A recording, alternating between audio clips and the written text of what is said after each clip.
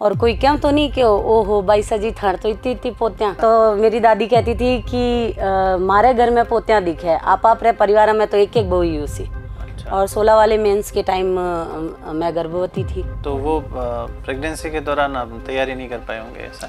जी, उस समय प्रॉपर नहीं हो पाई थी। तो मेरी दादी जी उस टाइम मेरे ससुर जी को बोले कि मारिया भाई पढ़ना चाहे, तो मेरे ससुर जी ने उनको प्रॉमिस किया पढ़े तो हमारे कोई दिक्कत नहीं है। मैं आपको वादा करता हूँ ये जितना जब तक पढ़ना चाहेगी हम इसे कभी नहीं रोकेंगे। कि जैसे रोटी बनाते टाइम मैंने कोई भी रैंडम वीडियो चला लिया, तो जब मैं पढ़ती थी मुझे 2-3 घंटे का समय दोपहर में मिलता था, तो मैं उसे खुद ऑडियो रिकॉर्ड कर लेती थी। अच्छा। फिर झाड़ू पोंछे जो घंटा सवा घंटा का समय लगता है, तो उसमें राजस्थान इकोनॉमिक सर्वे अपनी ही आवाज़ में सुन लिया। परिवार वालों ने सकारात्मक किया, रिश्तेदारों ने नकारात्मक किया, तो ओवरऑल आपका डबल मोटिवेशन हो गया। हाँ, फिर मुझे ये हो गया कि अब तो बस चाहे कैसी भी परिस्थिति हो मैं मरती मरती भी पढ़ूंगी। फिर मेरा बच्चा है वो भी छोटा था, तो उसको लगा कि अब मम्मी पढ़ रही है, तो वो टीवी म्यूट करके देखता था जब मैं पढ़ती थी।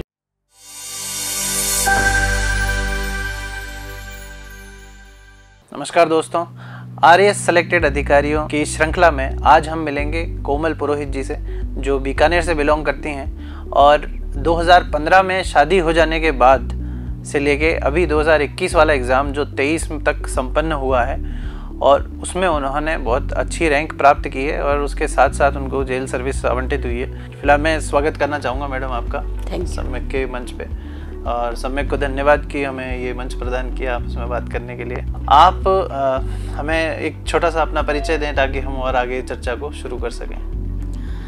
जी सर, मैं बीकानेर ज़िले से संबंध रखती हूँ और मेरा नाम कोमल पुरोहित है। मैंने अपनी शिक्षा दीक्षा सब 10th क्लास तक नोखा में, जो कि बीकानेर के अंतर्गत ही एक तहसील है, और उसके बाद मैंने अपनी 12th और उसके बाद ग्रेजुएशन पोस्ट ग्रेजुएशन सभी बीकानेर से ही संपन्न किया है। मेरा एक सपना राजस्थान प्रशासनिक सेवा में आने का था, तो मैंने इस क्षेत्र में ही अपना करियर बनाने का सोचा और प्रीलिम्स सफलता असफलता के कई पायदान छूते हुए आज आपके सामने हूँ। तो थारो जन्म केतरो है?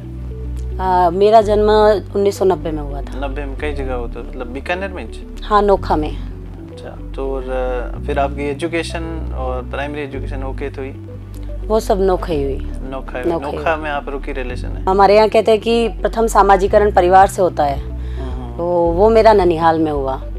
मेरे नाना जी एक शिक्षक थे और नानी जी गृहिणी थी, लेकिन अनुशासन और पढ़ाई के प्रति जो समझदारी है, पढ़ाई कितनी इम्पोर्टेंट है, तो बचपन से हमें ये सिखाया गया।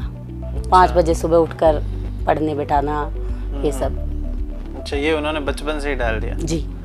और फिर आपका जो एडवांस जो लेवल की एजुकेशन हुई, जैसे मान ले 10वीं के बाद की एजुकेशन या 12वीं के बाद की, वो कौन कौन सी कहाँ रही? सर 10th तक तो मैंने नोखा में गट्टानी स्कूल से किया था। 12th में मैंने साइंस बायोलॉजी ली थी, तो मुझे बीकानेर आना पड़ा और वहाँ पर मैंने basic English senior secondary school से 12th पास आउट हूँ।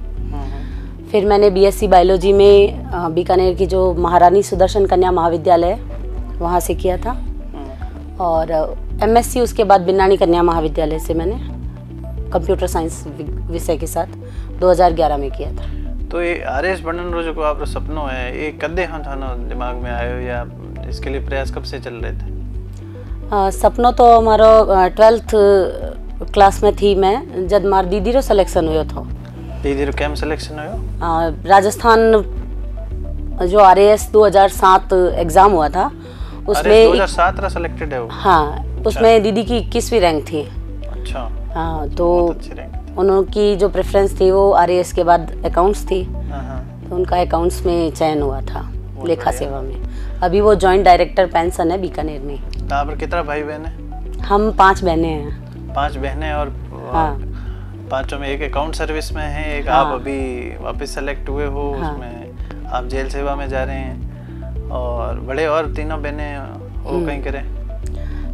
जो मुझसे बड़ी बहन है, सबसे बड़ी बहन जो अकाउंट सर्विस में है, छोटा। उसके बाद मेरी जो बहन है वो एक होम मेकर है, लेकिन उसने भी LLM टॉप किया है यूनिवर्सिटी में। और जो मुझसे 2 छोटी बहनें हैं उन्होंने भी LLB में टॉप रैंकर्स रही हैं और अभी LLM कर रही है। तो शिक्षा के क्षेत्र में आप पांचों ने ही बहुत अच्छे काम किए हुए हैं। तो हमारे उधर भी ये बोला जाता है कि यार बहनें मतलब बहुत सारी बच्चियां हो जाती है तो उसको एक बर्डन के तौर पे देखा जाता है, जबकि आप खुद प्रशासनिक सेवा में और इतना LLM वगैरह में टॉप किया हुआ है, तो काफ़ी एक तरह से सशक्त परिवार बना रहे हो आप खुद। जी सर, बिल्कुल। जो पितृसत्तात्मक समाज में हमारे यहाँ यही माना जाता है कि पितृ ऋण से ऋण होने के लिए पुत्र होना आवश्यक है। लेकिन साथ ही में मेरी दादी सकारात्मक और समय के साथ चलने वाले थे। तो जो पोतियाँ हुई उससे ज़्यादा उनको ये था कि वो शिक्षित दीक्षित रहें। तो उन्होंने हमें हमेशा पढ़ने के लिए प्रोत्साहित किया। और कोई क्या तो नहीं कि ओहो बाईसा जी थाड़ तो इतनी पोतियाँ। तो मेरी दादी कहती थी कि मारे घर में पोतियाँ दिखे, आप रे परिवार में तो एक एक बहू ही उसी, मतलब अपने हस्बैंड के तो एक ही वाइफ होगी, मेरी पोतियों को टोको मत। और सभी को यही कहा कि पढ़ो लिखो, हमारी छोरियां के छोरों से कम है क्या? वही तो दिख ही रहा है, कोई छोरों से कम नहीं है। और आपके पिताजी के मन में सवाल ऐसा कैसे आया कि भाई RS की तैयारी करवानी इनको? डैडी का जीवन बहुत ही इंस्पिरेशनल है हमारे लिए और यूं कह सकते हैं संघर्षपूर्ण भी था। क्या शुभ नाम है उनका? श्री इंद्र नारायण किराड़ू है जी। और वो बीकानेर में किस तरह रहने वाला? बीकानेर में सिटी के अंदर साले की होली चौक में मेरा पैतृक हाउस है। अच्छा, और आप जयनारायण व्यास में आपका ससुराल है? मुरलीधर व्यास कॉलोनी। मुरलीधर व्यास, मैं इसमें वो हो जाता हूँ। हाँ, 2 व्यास कॉलोनी है वहाँ पे, तो मुरलीधर व्यास कॉलोनी में है जी। तो उनका कैसे ये आइडिया है उनको भी RS तैयारी करानी?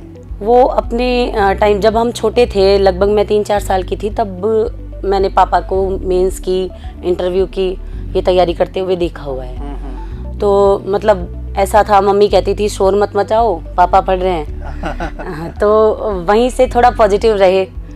फिर बड़े हुए तो दीदी का ये सपना हो गया, फिर उनको देख के। अच्छा, तो आपके जीवन में उनका बहुत योगदान रहा है? सर, इस सर्विस की तरफ जो दीदी के सिलेक्शन में तो पूरा सहयोग मेरे पापा का ही है। वो ही हमारे मेंटोर थे। और इसमें भी अभी भी मैं मैगजीन जो करंट GK की लाती हूँ, तो उसमें मैं यही कहती हूँ कि सबसे पहले मेरे से पहले मेरे पापा पढ़ते हैं उसको। अच्छा। फिर उसमें पापा को जो इम्पोर्टेंट लगता है वो अंडरलाइन और टिक करके मुझे देते हैं। तो अच्छा। मेरा वो समय बच जाता है आज भी। हाँ, कोई भी जैसे मैं मैगजीन लाई मार्केट से, फिर वो पापा ही पढ़ेंगे उसको पहले। तो अपनी सारी बच्चियों को इतना शिक्षित करना अपने आप में एक बहुत अलग सोच रही होगी उस समय। अभी तो है ही काफ़ी, अभी भी टफ जॉब रहती है ये, पर उस समय तो बहुत ज़्यादा टफ रहा होगा कि आपने बच्चियों को इतना पढ़ाया लिखाया। तो अच्छा, आप 2015 में शादी हुई जी। तो पहले RS का दे दियो आप? पहले मैं 21 साल की होते 12 वाले में बी टाइम सब्जेक्ट लागता। हाँ, वो टाइम सब्जेक्ट तो फिलोसॉफी पब्लिक एड, तो फिलोसॉफी पापा ही पढ़ाई। अच्छा। और प्रीलिम्स निकल गयो, जाने वो क्या नहीं बालपने में वो मजा आयो कि मैं भी कर सकूं। अच्छा। तो प्री तो पास कर दिखा दियो। फिर मेंस में मेरा थोड़ा, चूंकि ये राइटिंग हैबिट नहीं थी, ये टेस्ट सीरीज वगैरह से थोड़ा पता नहीं था, तो मेरी थोड़ी पेपर छूट गया, तो मैं श्योर थी कि इस बार नहीं होगा। तो पेपर कदे हुआ? तो 2012 में ही हुआ था। 12 वाला तो 12 में ही हुआ था, प्री और मेंस दोनों। और बाद में कर दियो? फिर सब सिलेबस चेंज हुआ, फिर 13 वाला मैंने दिया, उसका मेंस 16 में हुआ। इस दौरान आपकी शादी हो गई? हाँ, इस दौरान शादी हो गई। अच्छा। और 16 वाले मेंस के टाइम मैं गर्भवती थी। तो वो प्रेगनेंसी के दौरान आप तैयारी नहीं कर पाए होंगे ऐसा? जी, उस समय प्रॉपर नहीं हो पाई थी, तो मेंस आपका क्लियर नहीं हुआ। ये तो बात हो गई 2016 वाले की। यस। या 13 वाले की? जो 13 वाला था, हाँ, वो 16 में उसका मेंस 16 में हुआ। हाँ। अब आ रहा है दूसरा एग्जाम जो 2016 में। हाँ। तो उसका आपको प्री दिया था आपने? नहीं, उसका मैं नहीं दे पाई थी। अच्छा, फिर 2018 का आया। तो इस दौरान आपकी पूरी जो पारिवारिक गतिविधियां भी चल रही थी, आपकी पढ़ाई भी चल रही थी? जी सर। क्योंकि आप प्रयास तो कर ही रहे थे, एग्जाम तो दे ही रहे थे। जी सर। जो पारिवारिक जिम्मेदारियां हैं आपके घर पे, क्योंकि आप शायद इकलौती बहू हैं अपने? जी जी सर। ससुराल में? जी सर। तो फिर अगला एग्जाम 2018 का दिया? जी। उसमें क्या रिजल्ट रहा? 18 में भी वही प्रीलिम्स हो गया था और मेंस की कट ऑफ से 3-4 नंबर मेरे कम रह गए थे। 3-4 नंबर कम रह गए, वरना उस समय भी आपका सिलेक्शन हो सकता जी। था। तो फिर आपका बच्चा काफी इस समय तो बड़ा हो गया होगा? 18 के जब मैंने मेंस लिखे तो मेरा बेटा 1.25 साल का था। 18 के मेंस के टाइम? जी। और अब फिर 21 वाले में? इसमें अब वो 6-7 साल का हो गया तो मैच्योर था। तो अब 7 साल का हो चुका है, लेकिन जब मैं मेंस लिख रही थी तो 5 साल का था। काफी सपोर्ट रहा उसका भी। उसका सपोर्ट रहा? जी। जैसे आपका सपोर्ट रहा आपके पिताजी की तैयारी के दौरान? जी बिल्कुल। तो आपकी 21 वाली तैयारी में क्या ऐसे चीजें चेंज हो गई जो 18 वाले में नहीं थी, जिसके कारण आपका हो गया सिलेक्शन? सर मैं अपनी इस जो पूरी जर्नी है उसको एक पेड़ के माध्यम से देखती हूँ, जिसका बीजारोपण मेरे नाना नानी ने किया। फिर उसमें अच्छी जो परवरिश है वो मेरे पेरेंट्स ने की। पूरा पेड़ बना करके उन्होंने मेरे इन लॉज को गिफ्ट किया। और जब मेरी शादी हुई थी तो मेरी दादी जी उस टाइम मेरे ससुर जी को बोले कि मारिया भाई पढ़ना चाहे, तो मेरे ससुर जी ने उनको प्रॉमिस किया पढ़े तो हमारे कोई दिक्कत नहीं है। मैं आपको वादा करता हूँ ये जितना जब तक पढ़ना चाहेगी हम इसे कभी नहीं रोकेंगे। और अभी सिलेक्शन हुआ तो पापा जी भी द्रवित हो गए। ससुर जी जो है मेरे, उन्होंने कहा कि भाई मैंने आपके दादी जी से, अब मेरे दादी जी दिवंगत हो चुके हैं, तो पापा जी ने कहा कि मैंने अब ये वादा पूरा कर दिया। अब आगे जब मैं अभी एक चॉइस का मेंस भी लिख रही हूँ तो पापा जी कहते हैं अब थे पढ़ो वो थानी मर्जी है। मैंने अपनी तरफ से वादा पूरा कर दिया है भाई। कर दिया। आपकी दादी जी को जो वादा उन्होंने किया था। तो इन लॉज का भी सपोर्ट रहा, लेकिन कई बार परिस्थितियां हमारे साथ नहीं होती है। 18 के मेंस के टाइम इन लॉज ने काफ़ी सपोर्ट किया, लेकिन प्रीलिम्स से जस्ट पहले पापा जी की तबीयत गड़बड़ हो गई तो उनका एक ऑपरेशन हुआ। 18 के प्रीलिम्स? जी। पर प्रीलिम्स पूर्व ज्ञान के आधार पर मेरा हो गया। मेंस के टाइम ऐसी सिचुएशन हुई कि मेरी जो सिस्टर इन लॉ है उनका ऑपरेशन हुआ, तो काफ़ी चीज़ें उतार चढ़ाव, टेंशन का माहौल, मेरी मदर इन लॉ बीमार हुए, तो जब पारिवारिक परिस्थितियां ऐसे रही कि तो आपको परिवार के दायित्व आपके एक तरह से बढ़ गए उस दौरान? जी। पढ़ाई में समय नहीं दे पाए? जी। और सर फिर जब हम देखते हैं कि एक हमारी पढ़ाई और हमारा करियर, दूसरी तरफ हमारे रिश्ते, तो उन दोनों में मैंने रिश्तों को चूज़ किया कि वैकेंसी तो हम अगली दे लेंगे, अभी इनकी जो है परिचर्या ये ठीक हो जाए। इस कारण थोड़ा नंबर, अब तो इतना कंपटीशन टफ है। काफी अच्छी रैंक आपने ली है। और काफी लोग तो ऐसे हैं जो तैयारी कर रहे होते हैं, पढ़ रहे होते हैं, पर शादी के बाद छूट जाता है। मतलब पढ़ना चाहते हैं, ये भी होती है बात कि हाँ शादी के बाद पढ़ने देंगे या फिर पढ़ेंगे, पर उनका खुद का ही ये मैनेज नहीं हो पाती चीजें। सर मैनेजमेंट ही मेन इशू रहता है कि हम घर का काम, जिम्मेदारियां और पढ़ाई इनको मैनेज नहीं कर पाते हैं।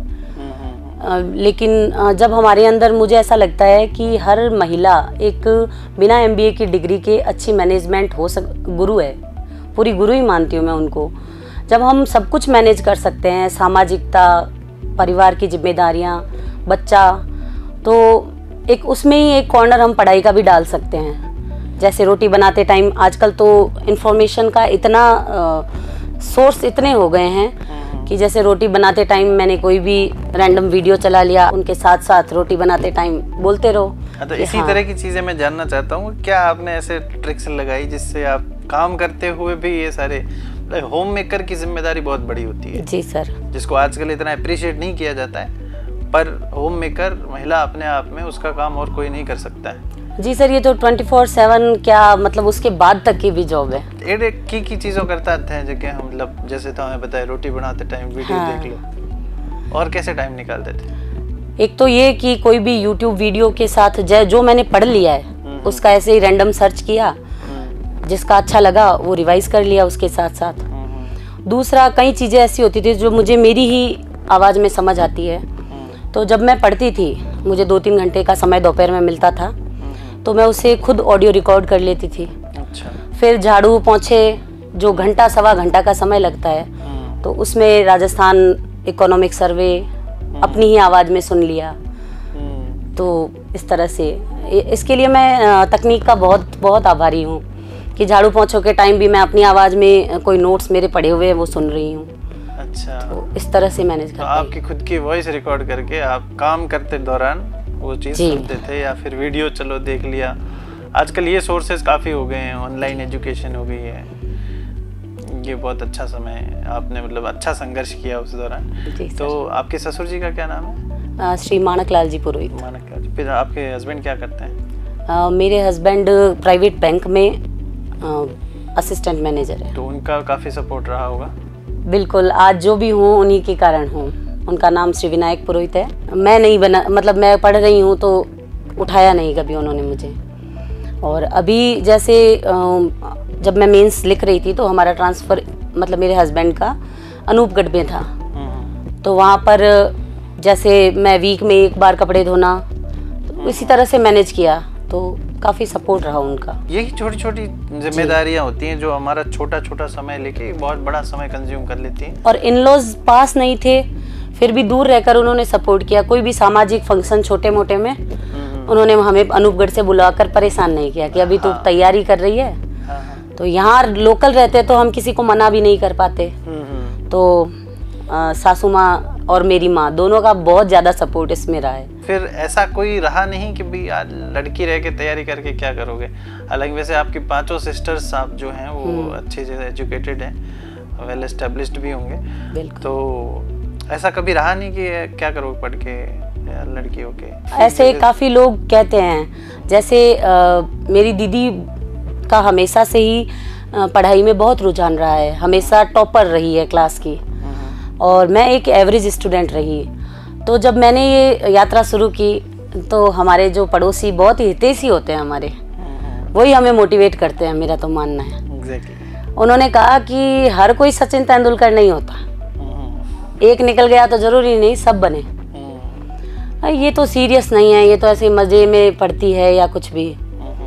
प्रीलिम्स निकल गया तो प्रीलिम्स में निकालना कितना इम्पोर्टेंट होता है, लेकिन फिर भी ऐसे कह दिया प्री तो हो सकता है इसका तुक्कों में निकल गया हो, मेंस नहीं निकल पाएगा। उन्हीं लोगों के लिए मैं मतलब हाँ डटी रही। नकारात्मक मोटिवेशन परिवार वालों ने सकारात्मक किया, रिश्तेदारों ने नकारात्मक किया, तो ओवरऑल आपका डबल मोटिवेशन हो गया। हाँ, फिर मुझे ये हो गया कि अब तो बस चाहे कैसी भी परिस्थिति हो, मैं मरती मरती भी पढ़ूंगी पर मैं एक बार बनूंगी जरूर। अच्छा, और टेस्ट सीरीज वगैरह जो आपने बोला पहले मैं लिख नहीं पाई, तो वो कैसे मैनेज किया फिर? इसके लिए कोविड बहुत एक दुखांतिका के रूप में हमारे यहाँ आया था, लेकिन कुछ पॉजिटिव चीज़ें भी वो हमें सिखा गया। उसी में एक था ऑनलाइन प्लेटफॉर्म। तो ऑनलाइन में एक संस्था की टेस्ट सीरीज और वहाँ ज्वाइन की, ऑनलाइन उससे जुड़ी। तो उससे मुझे फ़ायदा हुआ। मैंने हालांकि ईमानदारी मेरी थी, बिना देखे मैंने वो टेस्ट लिखे। वो ही है सामाजिकता जो थी उससे भी दूर रही। तो उससे मेरा घर का काम हम कहीं भी कम नहीं कर सकते, हम अवॉइड बस बाहर जाना कर सकते हैं शादी समारोह में। मेरी खुद की बहन की शादी मेंस से पहले फरवरी में मेंस होने वाले थे, 5 फरवरी को शादी थी। मैं सिर्फ शादी पर ही गई, रियल सिस्टर की शादी पे, और 6 को मैं रवाना होकर अनूपगढ़ आ गई। ये भी अपने आप में बड़ा सैक्रिफाइसेस होते हैं। हाँ, उस टाइम थोड़ा मन खराब हुआ, पर इस गोल को मुझे कैसे ही अचीव करना ही था। जितनी मेहनत की है वो वेस्ट नहीं जाए। तो आज वो सभी लोग इस चीज़ को तो अहमियत दे ही रहे होंगे कि जो किया वो अपने अच्छा किया। बिल्कुल, उन्होंने कभी ऐसे कहा भी नहीं कि तू हम ऐसे मत जा शादी छोड़ के और कुछ दिन तो हमारे साथ रहे। सबने यही कहा कि तू इतने टाइम से जो मेहनत कर रही है तू अब इसी पे फोकस कर। तो मतलब मेरी बहनों ने और सबने पूरा सपोर्ट किया। तो ये ओवरऑल एक ऐसा एग्जाम्पल है आपका जिसमें काफ़ी लोगों को मोटिवेशन मिलेगा। उसके अलावा कोई ऐसी बातें आपकी इस जर्नी के दौरान रही हो जो आपको प्रोत्साहित कर रही हो, या फिर आज याद आती है तो आप एकदम रोमांचित हो उठते हो? सर, इस जर्नी में जो सपोर्ट मेरे परिवार वालों का रहा, उन सभी को सभी मेरी चाहे बहनें हो, मेरे इन लॉज हो, मेरी सिस्टर इन लॉज, इवन वो कम आते थे लेकिन जब भी आते थे तो तू पढ़ रही है तू बैठी रहे, कोई बात नहीं हम देख लेंगे, चाय भी बना के पिला देते। ऐसा जैसे आपने होता है ना कि एक भाभी के ऊपर रौब, वो कभी उन्होंने भी नहीं रखा। तो मतलब फैमिली का सपोर्ट बहुत बहुत ज़रूरी है एक महिला के लिए, और उसमें भी हस्बैंड का। जब हस्बैंड साथ होते हैं तो पूरी फैमिली साथ हो जाती है। फिर मेरा बच्चा है, वो भी छोटा था, तो उसको लगा कि अब मम्मी पढ़ रही है, तो एक वो सिंसियरिटी उसमें भी डेवलप हो गई। हाँ, जो हम करते हैं वो भी वही करने लग जाते हैं। वो टीवी म्यूट करके देखता था जब मैं पढ़ती थी। अच्छा। मैं कहती तू टीवी अनम्यूट कर ले, मैं दूसरे रूम में चली जाऊंगी। वो कहता नहीं मम्मा आप यहीं बैठे रहो, मैं टीवी म्यूट कर लूंगा। अच्छा। फिर जब मैं थक जाती हूँ पढ़ते और घर के काम से, छोटे छोटे हाथों से चंपी करता है, बस इस तरह से उनका सपोर्ट रहा। लेकिन एक जो चीज़ मैंने प्रोफेशनली इस दौरान सीखी वो ये थी कि ये अगर मुझे 12 की वैकेंसी के टाइम भी इस तरह से मैं टेस्ट लिख देती, या बीकानेर में चूँकि ऐसी कोई संस्थाएं इतनी हैं नहीं अभी, तो अगर मैं उस टाइम भी कोई प्रैक्टिस का मुझे पता होता कि इस तरह से हो सकती है, तो शायद मैं उसी समय अपने इस लक्ष्य को प्राप्त कर जाती। तो अभी जब मैं सर से मिली, कौशल सर से, तो जो गुरुकुल के बारे में पता चला सम्यक के, वो महिलाओं के लिए एक बहुत ही अच्छा प्लेटफॉर्म हो सकता है, क्योंकि हम भी 5 बहनें हैं। सुरक्षा की दृष्टि से पेरेंट्स है जो यही चाहते हैं, अच्छी शिक्षा देना चाहते हैं, लेकिन सुरक्षा का डर हमेशा रहता है। तो ऐसा प्लेटफॉर्म अगर 12th के बाद या 12th के साथ भी हमें मिल रहा है, तो मुझे लगता है महिलाओं के लिए एक अच्छी मुहिम है। आज ये दौर भी आ गया है कि जैसे गांव में 12वीं तक की एजुकेशन होती है, अब भेजना है बच्ची को शहर में, और फ्यूचर में RS वगैरह की तैयारी भी करवानी है, और ग्रेजुएशन भी गांव में हो नहीं सकती है। और आजकल ग्रेजुएशन का कुछ ऐसा दौर रहा है जिसमें बच्चे ज़्यादा पढ़ते नहीं, 1 वीक सीरीज़ पढ़ के निकल लेते हैं। तो जो साथ में तैयारी करने वाला, ग्रेजुएशन के साथ में RS की तैयारी करने वाला जो ट्रेंड है वो बढ़ता जा रहा है, क्योंकि उसी दौरान 3 साल में व्यक्ति हर एक एग्ज़ाम के लिए तैयार हो जाता है। अब RS का सिलेबस ऐसा है कि बाकी सारे एग्ज़ाम्स का सिलेबस उसके अंदर आ जाता है। जी सर। तो लोग उसमें ज़्यादा इंटरेस्ट ले रहे हैं, और गुरुकुल का जैसे बताया आपने कि बच्चियाँ ख़ास तौर पे ले तो एडमिशन सब लोग सकते हैं, और बच्चियाँ वहाँ पे बहुत ज़्यादा एडमिशन्स ले रही हैं। चूँकि मेरा लक्ष्य यही था, तो मैंने जैसे अदर जो सर्विसेज होती है उनके लिए ट्राई नहीं किया। और दूसरा ऑप्शन, उसके बाद अगर मेरी कुछ इच्छा थी तो मैं मतलब दिव्यांगों के लिए या वंचितों के लिए कुछ करना चाहती थी। तो अब लाइफ के इस पड़ाव पर आकर जब मेरे इन-लॉज में जैसे मम्मी जी ने बोला कि इसके अलावा कुछ करेगी ही नहीं क्या, इसमें नहीं होगा तो कुछ तो और कर, तो फिर मैंने अभी जो विशेष शिक्षा के लिए B.Ed करनी शुरू की थी। अच्छा। और बस यही चाहती थी कि इसमें हो जाए तो मैं सभी वंचितों का कर पाऊंगी, नहीं तो उसमें होता तो फिर मैं जो दिव्यांग हैं उनको पढ़ाने का मेरा उद्देश्य था। अगर नहीं होता तो अगर मैं इसमें इस लंबे संघर्ष में एक दौर ये भी आता है कि हो सकता है ना हो तो क्या होगा, हमारा सिलेक्शन ना हुआ तो क्या होगा, सर पूर्ण विश्वास रहता है, लेकिन फिर भी एक समय के आने के बाद भाई उनकी भी एक्सपेक्टेशन रहती है कि भाई फेल्योर्स काउंट हो रहे हैं, तो अब तुम कुछ ऐसा भी करो जिससे कुछ सच में करियर, इसके अलावा दूसरा ऑप्शन तो सोचो। तब मैंने इसको सोचा था। विशेष शिक्षा के लिए मैंने B.Ed भी शुरू की थी, उसमें दूसरा साल चल रहा था, तो बीच में हम अपने रिजल्ट आ गया। महिलाओं की फाइनेंशियल इंडिपेंडेंस के बारे में जागरूकता बढ़ानी चाहिए, आई थिंक। बिल्कुल, जिस तरह की आप बात कर रहे हो जी, जैसे आपके ससुराल वाले इस बारे में कंसर्न थे, तो ये जनरली आपके बेल्ट में ही होता है। बिल्कुल। तो मैं चाहता हूँ मतलब साउथर्न राजस्थान में भी इस तरह की चीज़ें बढ़ें, और साउथर्न राजस्थान से भी बच्चियों का सिलेक्शन, लड़कियों का सिलेक्शन बढ़े।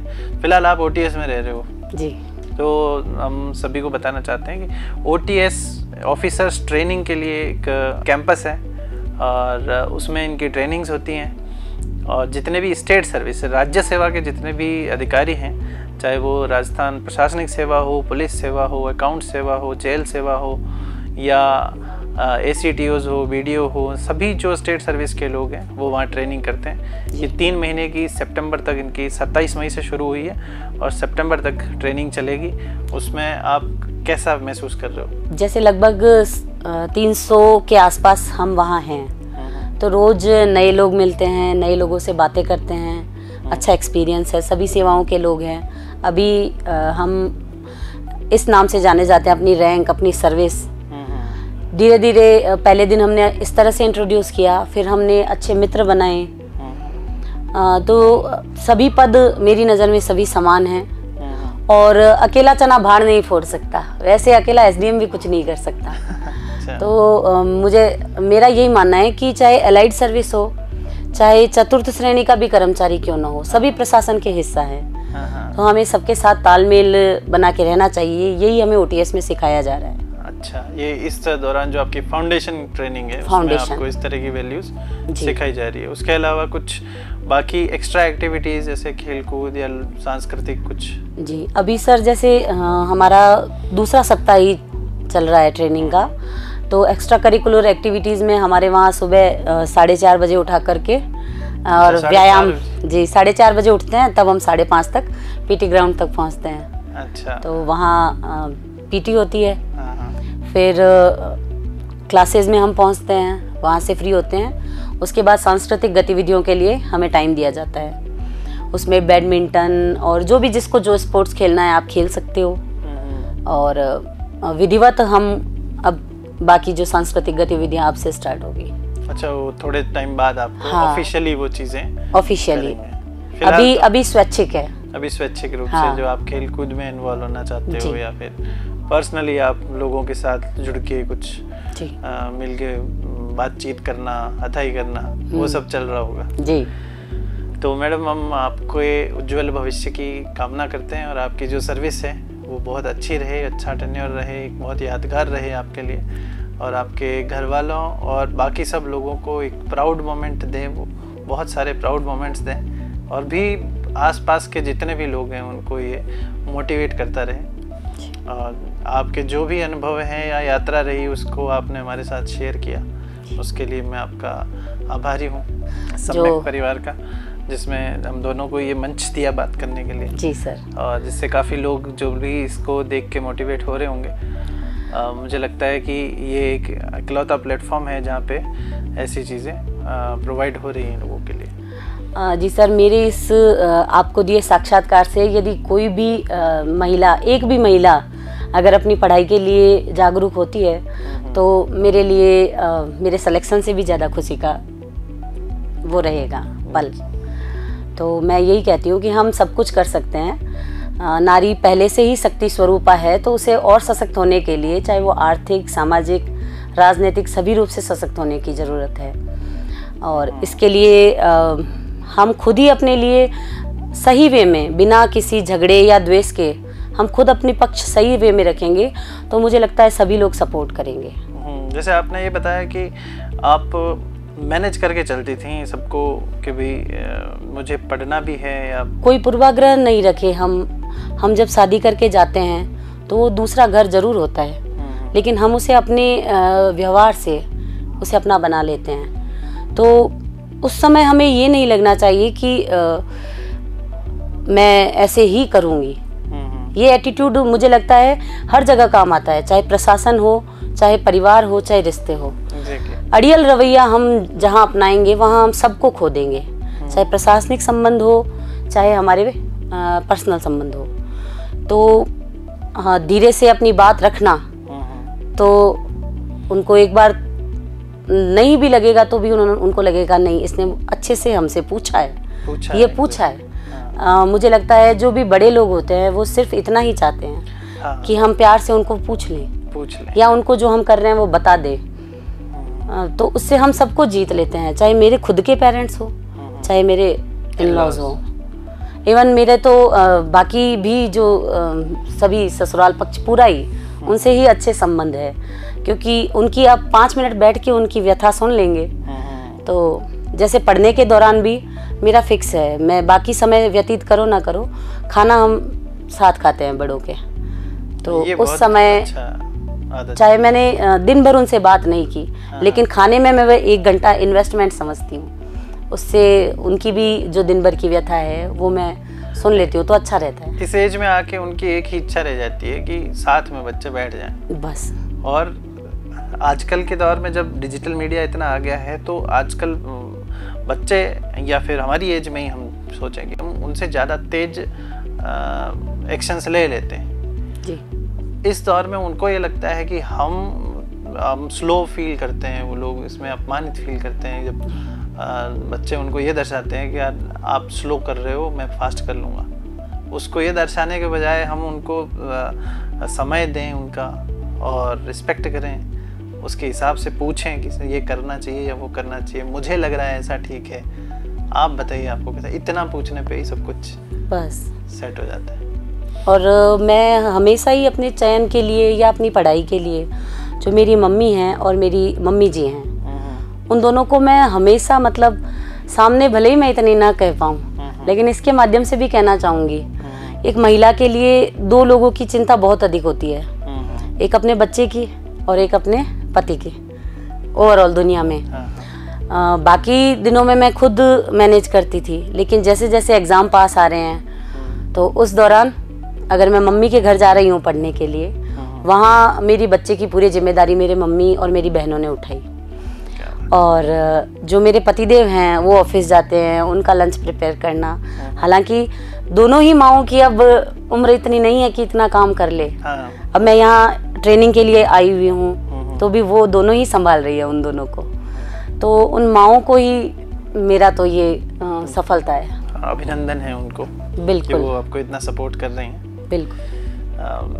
Thank you so much ma'am, आपके इतने अनुभव साझा करने के लिए। Thank you. और यहाँ पे आने के लिए। आगे के अंकों में, आगे के एपिसोड्स में हम और भी इस तरह के व्यक्तित्वों से मिलेंगे और जानेंगे उनका क्या संघर्ष रहा है, कैसे बैकग्राउंड से आते हैं वो, और ये सभी आपको इंस्पायर करेंगे क्योंकि आप भी इनसे कहीं ना कहीं रिलेट कर पाते होंगे। Thank you so much.